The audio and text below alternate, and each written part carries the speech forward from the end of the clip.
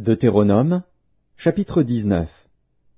Lorsque l'Éternel, ton Dieu, aura exterminé les nations dont l'Éternel, ton Dieu, te donne le pays, lorsque tu les auras chassées et que tu habiteras dans leurs villes et dans leurs maisons, tu sépareras 3 villes au milieu du pays dont l'Éternel, ton Dieu, te donne la possession.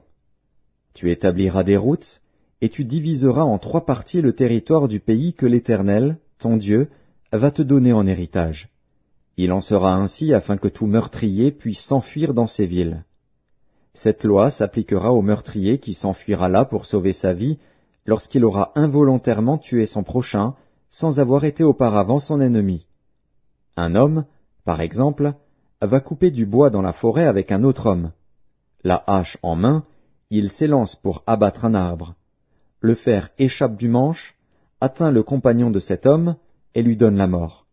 Alors il s'enfuira dans l'une de ces villes pour sauver sa vie, de peur que le vengeur du sang, échauffé par la colère et poursuivant le meurtrier, ne finisse par l'atteindre s'il y avait à faire beaucoup de chemin, et ne frappe mortellement celui qui ne mérite pas la mort, puisqu'il n'était point auparavant l'ennemi de son prochain. C'est pourquoi je te donne cet ordre, tu sépareras 3 villes. Lorsque l'Éternel, ton Dieu, aura élargi tes frontières, comme il l'a juré à tes pères, et qu'il t'aura donné tout le pays qu'il a promis à tes pères de te donner, pourvu que tu observes et mettes en pratique tous ces commandements que je te prescris aujourd'hui, en sorte que tu aimes l'Éternel, ton Dieu, et que tu marches toujours dans ses voies, tu ajouteras encore 3 villes à ces 3-là, afin que le sang innocent ne soit pas répandu au milieu du pays que l'Éternel, ton Dieu, te donne pour héritage, et que tu ne sois pas coupable de meurtre.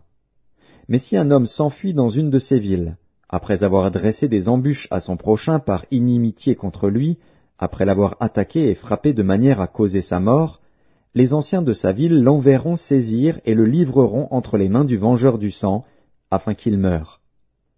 Tu ne jetteras pas sur lui un regard de pitié, tu feras disparaître d'Israël le sang innocent, et tu seras heureux. Tu ne reculeras point les bornes de ton prochain, posées par tes ancêtres, dans l'héritage que tu auras au pays dont l'Éternel, ton Dieu, te donne la possession. Un seul témoin ne suffira pas contre un homme pour constater un crime ou un péché, quel qu'il soit.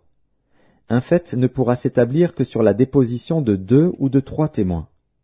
Lorsqu'un faux témoin s'élèvera contre quelqu'un pour l'accuser d'un crime, les 2 hommes en contestation comparaîtront devant l'Éternel, devant les sacrificateurs et les juges alors en fonction. Les juges feront avec soin des recherches. Le témoin est-il un faux témoin? A-t-il fait contre son frère une fausse déposition? Alors vous le traiterez comme il avait dessein de traiter son frère.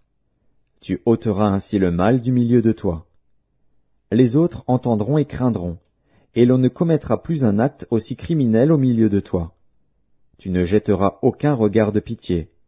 Œil pour œil, dent pour dent, main pour main, pied pour pied.